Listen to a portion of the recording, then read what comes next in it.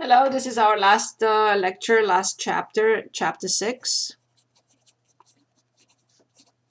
Only section 6.1 through 6.4. Chapter 6 deals with functions of several variables.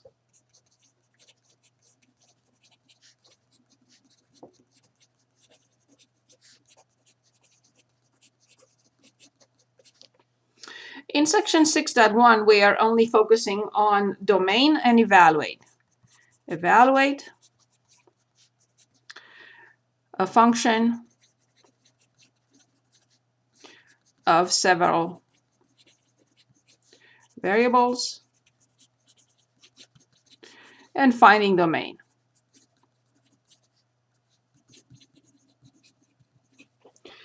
So let's go right ahead on page.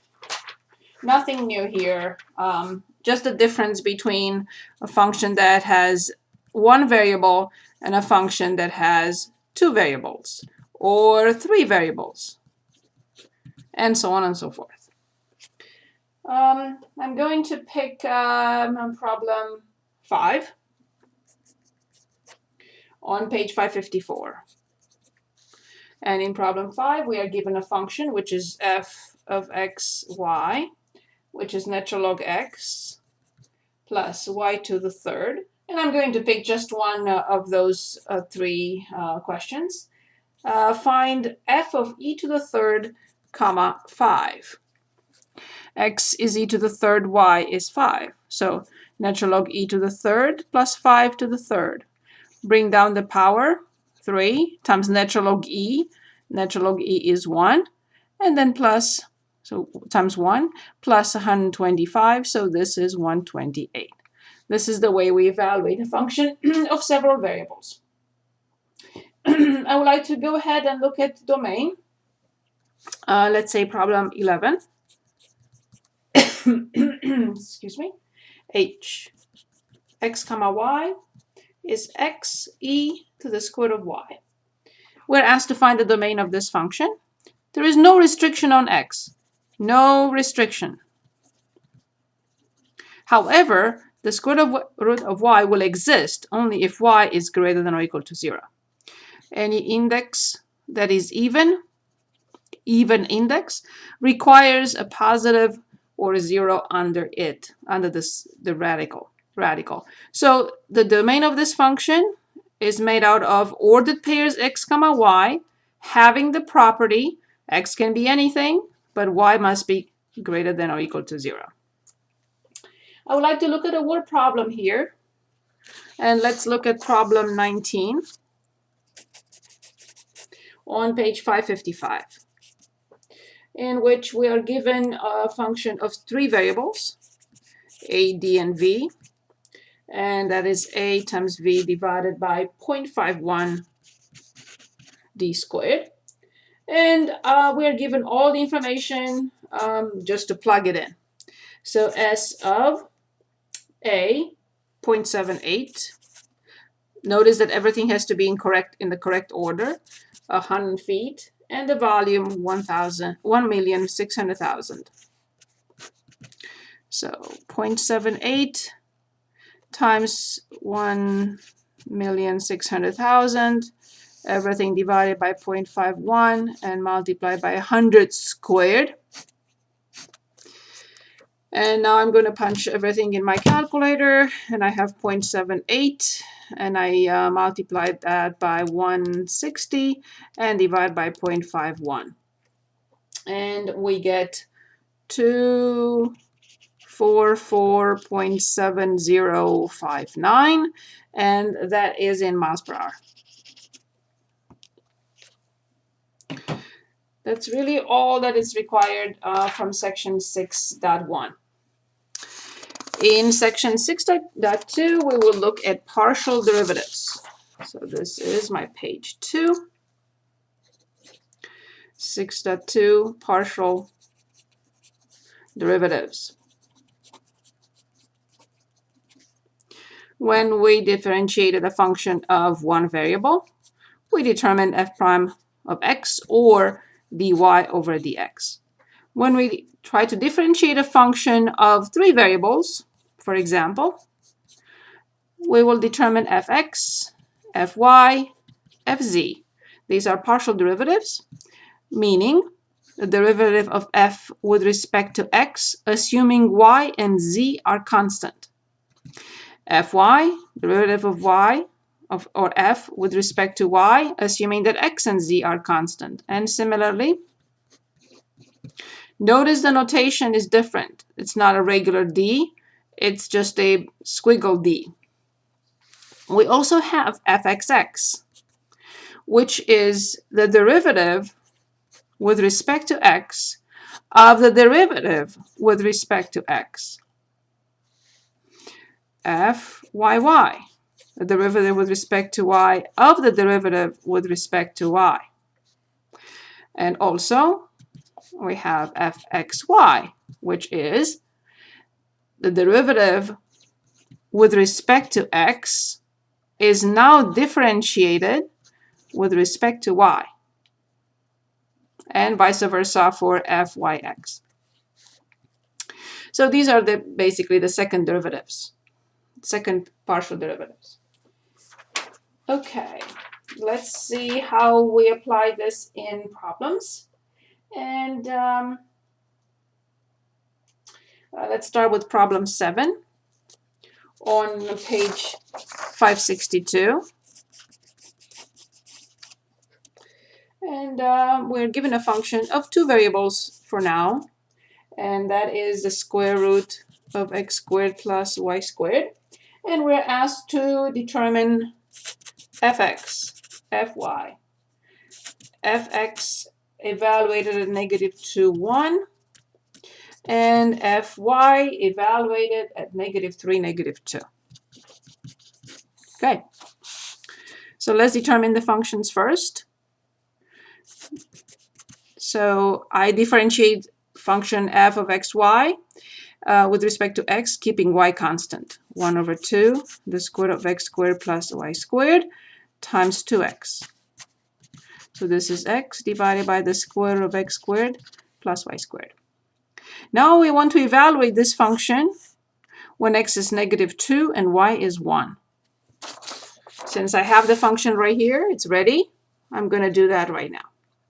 So when x is -2 and when y is 1, I get -2 divided by 4 plus 1, the square root of 5. I can rationalize over 5. Now I will determine fy, which is exactly the same thing, but now I differentiate with respect to y, keeping x constant. So this is y divided by the square root of x squared plus y squared. And now I'm ready to evaluate fy when x is -3 and y equals -2. -2, 9 plus 4, 13, the square root of 13, and I can rationalize and get this. I would like to look at a problem also like 31 on page 562, where we are given a function that is more complicated, still of two variables. It's a polynomial function plus x to the third y squared. Polynomial looking function, I would say. We're asked to determine all 4 second-order partial derivatives. So we're asked to find fxx, fyy, fxy, fyx. Of course, we have to start by determining fx. I differentiate with respect to x, considering y constant. 5, x to the 4th, y to the 4th, plus 3, x squared, y squared. Fy. I differentiate with respect to y, considering x constant, meaning these are not products. So 4, x to the 5th, y to the 3rd, plus 2, x to the 3rd, y. Now I can go ahead and determine fxx, fyx, fxy, and fyx. Fxx. I differentiate this with respect to x. 20, x to the 3rd, y to the 4th, plus 6xy squared. fyy, 12x to the 5th y squared plus 2x to the 3rd. Done, done. Now I'm here. fxy. This function gets differentiated with respect to y. It was differentiated with respect to x. Now it will be differentiated with respect to y. 20 x to the 4th y to the 3rd plus 6 x squared y. And now finally, fyx. This has to be differentiated now with respect to x. 20x to the 4th y to the 3rd plus 6x squared y. Notice that. Let's look at a word problem now in this section, like 51 on page 563. We are given a function of two variables, and we're asked to find part A, the partial derivative with respect to h, and then with respect to w. So this can be rewritten in the following format. So 1 over 60, I differentiate 1 over 2, the square root of hw. I'm differentiating with respect to h, the inner function prime, w. So it's w over 120, the square root of hw. In part B, we are asked to determine the same thing, but with respect to w. So it's 1 over 60, 1 over 2, the square root of hw, and I'm differentiating with respect to w, so it's h.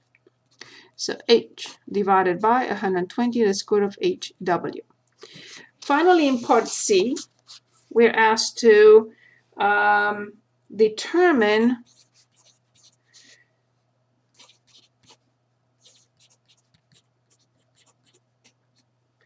whereas the change in S due to a change in W when H is constant is approximately given by this.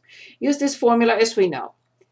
Use this formula to approximate the change in someone's surface area given that the person is 170 centimeters tall.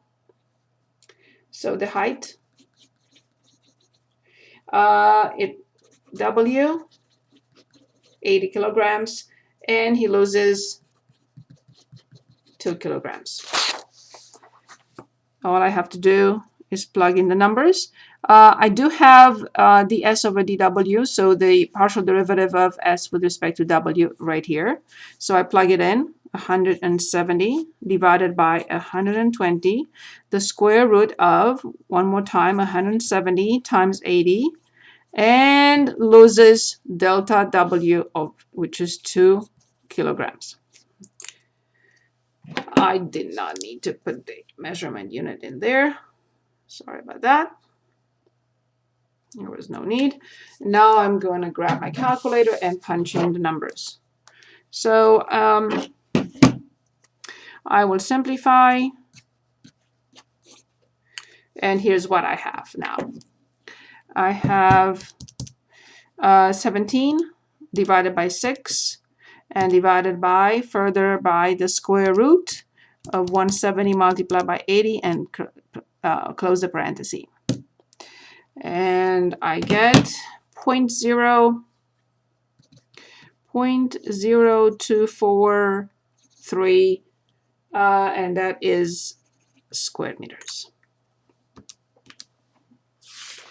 Now, in section 6.3, we do have to determine max min. So in 6.3, max min problems.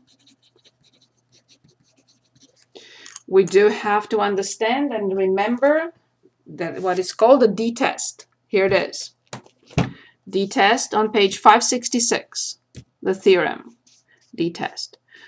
First, we have to, to find the relative max and a relative min for a function of two variables. We find fx, fy, fxx, fyy, and fxy. We solve the system of equations fx equals 0, fy equals 0. And if there is a solution, then we will have to evaluate this expression called D. fxx evaluated at AB times fyy evaluated at AB minus fxy evaluated at AB squared. And there are following four possibilities. F has a maximum at point AB if D is positive and fxx is negative. It has a minimum if D is positive, but fxx is positive as well. If F has neither a max nor a min if D is negative.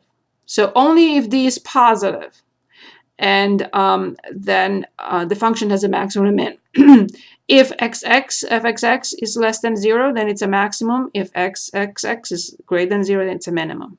So this is a saddle point, which is not a max or a min. And the test is not applicable if D is 0. So let's try a couple of problems. Okay, on page 570. So remember, D test. Extremely important here, without which we will not be able to determine max min. So let's start with problem 5 on page 570. And we are given a function f of xy, which is x cubed plus y cubed and minus 3xy. Find the relative max and min values if they exist. Okay. So we have to find fx. So I differentiate this function with respect to x, considering y a constant. So 3x squared minus 3y. Fy, 3y squared, and I differentiate with respect to y, minus 3x. Fxx is 6x, fyy is 6y, and fxy is negative 3, fyx is negative 3. At this point, I'm ready to determine D. After I find the point, after I find a comma b. So fx is 0, fy is 0. First, fx, 3x squared minus 3y equals 0. And fy, 3y squared minus 3x equals 0. I will divide both sides by 3. So I get x squared minus y equals 0, and y squared minus x equals 0. From here, I will solve for y, which is x squared, and I will replace y in the second equation and square it. So I get x to the fourth minus x equals 0. I will factor out x, and this is my page 5. Factor out x and get x cubed minus 1 equals 0. Continue factoring the difference of cubes into x minus 1, x squared plus x plus 1 equals 0. And I expect 4 solutions because the degree is 4. I expect 4 solutions. However, these 2 solutions are not real. So the first solution is x equals 0. The second solution is x equals 1, and these are not real. Good. So once x is 0, when x is 0, y is 0. So one point will be 0, 0. When x is 1, y is 1. So there will be 1, 1. So I have to determine D in 2 situations, for 0, 0 and for 1, 1. So let's calculate D one more time. What is D? fxx at AB multiplied by fyy at AB minus fxy at AB, everything squared. So for 0, 0, fxx at 0, 0 is 0.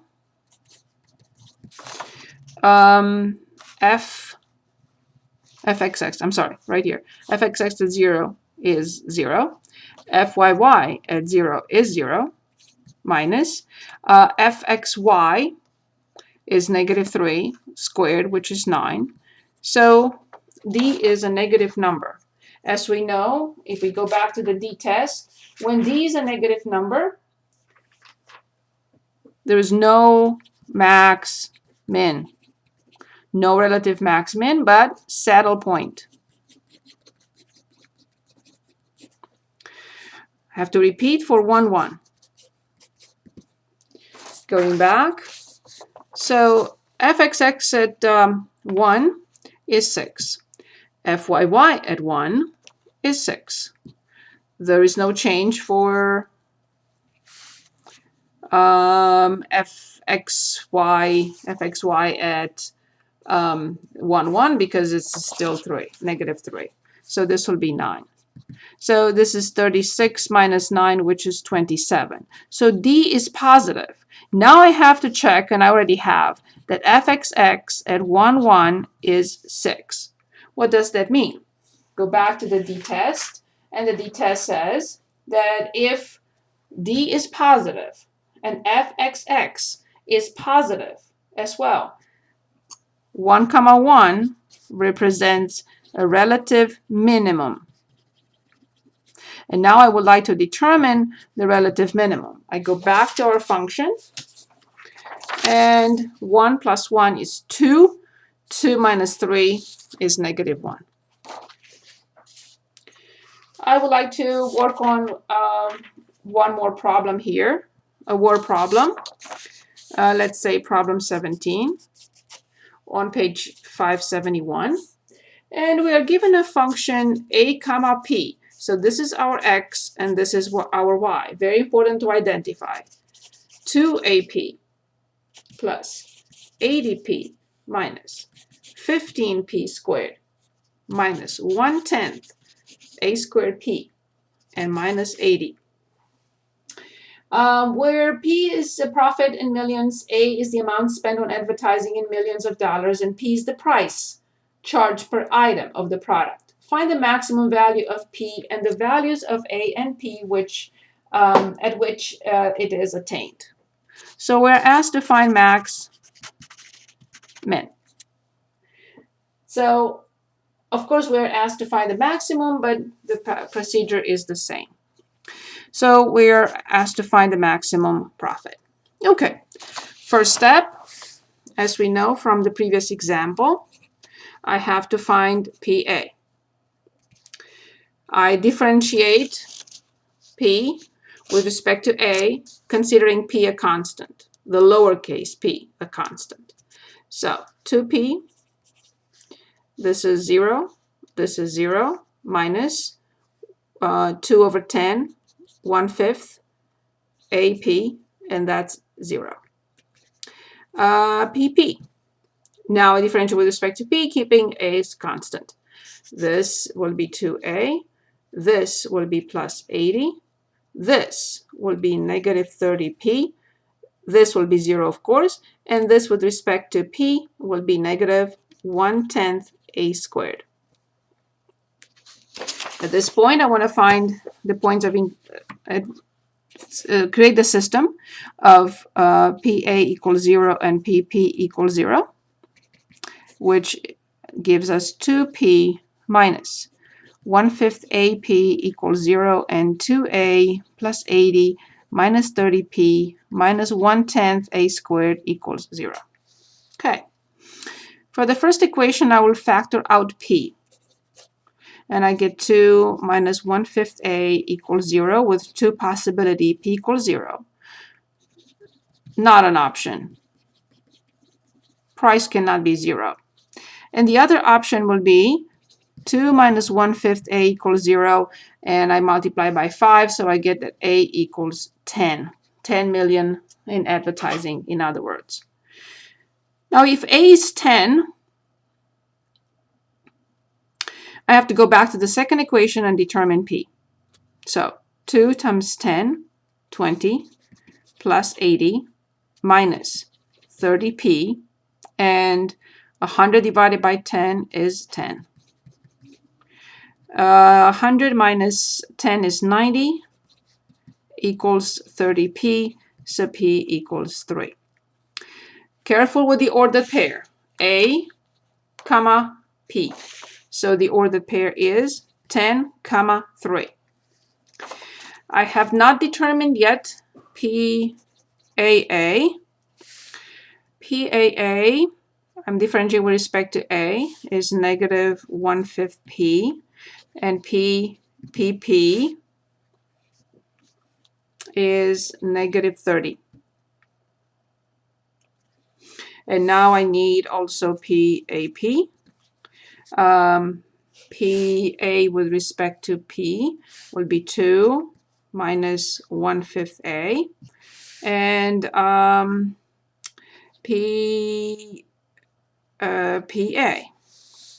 PP with respect to A, I have 2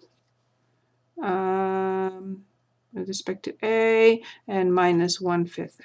Just for checking that these two are correct, the same. Good. Now I'm in the position of, so I do have the ordered pair. So now I'm ready to do the d-test. So one more time, PAA at 10.3 times PPP at 10.3 minus PAP at 10.3 squared. Okay. Finally, let's plug it in. Okay, AA at 10.3, negative 3/5.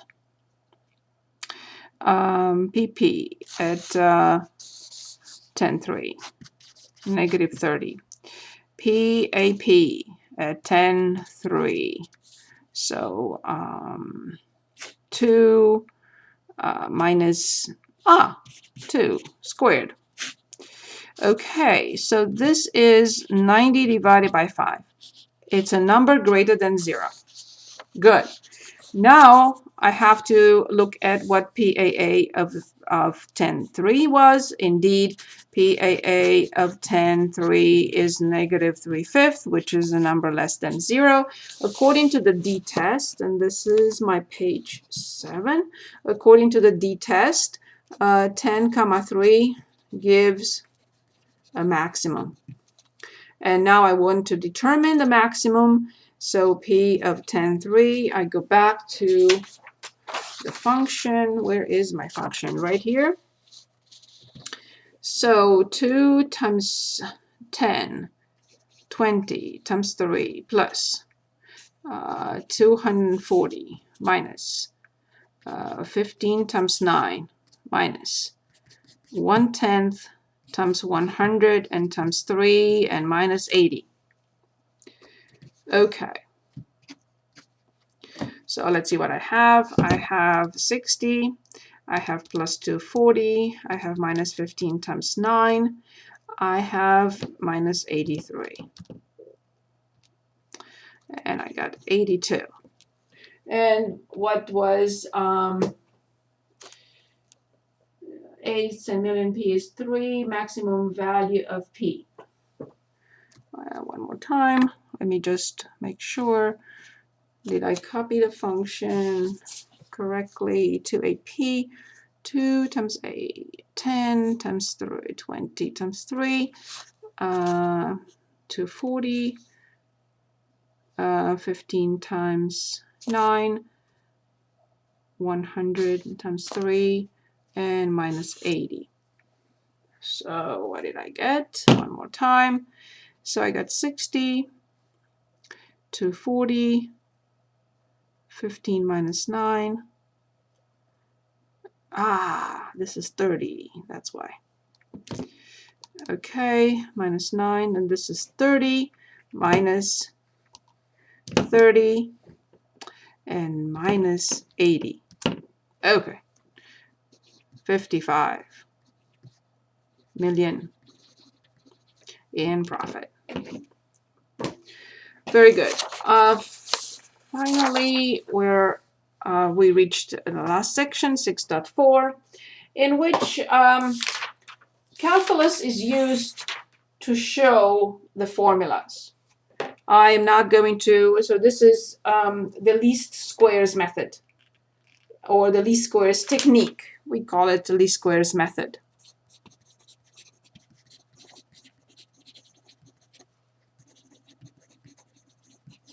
And what is it? If we have ordered pairs, again, we are looking at ordered pairs x comma y for a particular function. We don't have the function, but we have ordered pairs from data, observations, etc. We're trying to determine a line that best fits the data that we have. And the line that best fit will be the line with the squares of these distances the smallest. So that's why this is the so-called least squares method.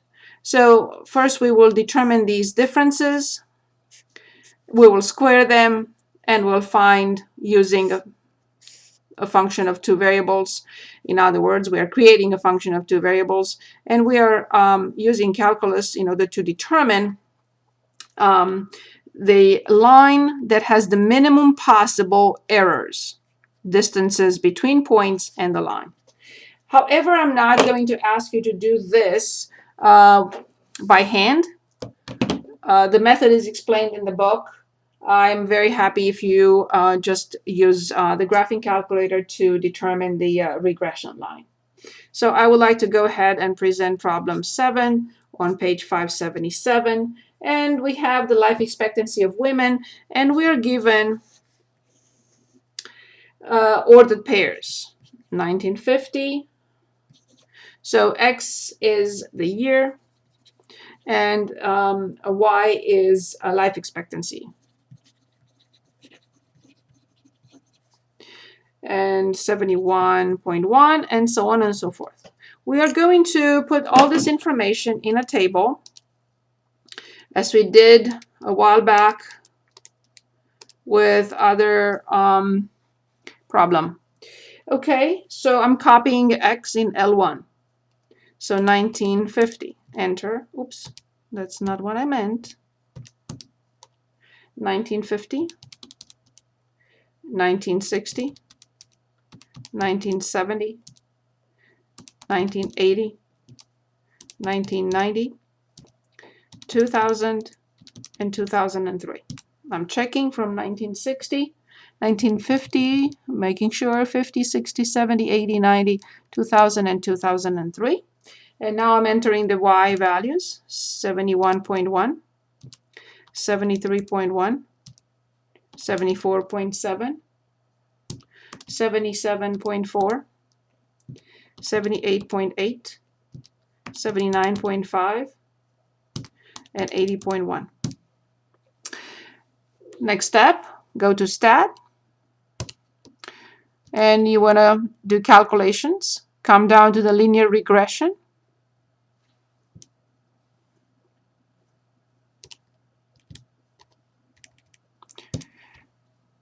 And in parentheses, list L1, yellow, L1, right here, L1 with 1, comma, yellow, L2, and press enter. We are given now, the calculator already performs the calculations and gives us the equation of this line, which is y equals 0.1705x minus 261.07. In part B, we are asked to use the regression line to predict the life expectancy of women in 2000 and for x equals 2010, and then for x equals 2015. So I will put this function in for simplicity.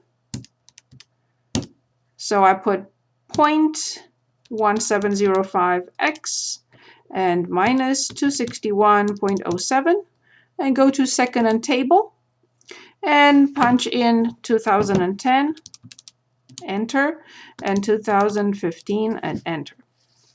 So here's what I got.